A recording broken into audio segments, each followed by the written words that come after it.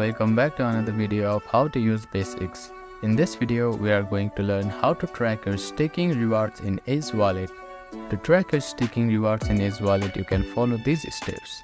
Launch the Ace Wallet application on your mobile device and log in using your credentials. Now, navigate to the Assets tab. After that, find the wallet where you have staked your assets. For example, if you have staked Ethereum or any other cryptocurrency that supports staking, select the respective wallet. Now click on the three dots and click on Export Transaction.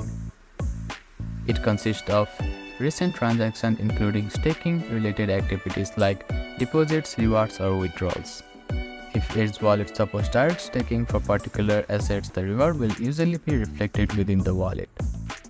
If you're staking through an external platform such as Decentralized Finance Protocol, you may need to use that platform interface to monitor staking rewards. If staking rewards are not directly visible in Ace Wallet, you can calculate them manually by comparing the initial staked amount with the current balance.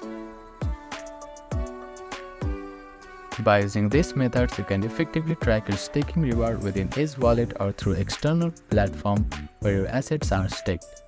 Thank you for watching this video. Please do not forget to like, share and subscribe to our channel and comment down if you have any queries.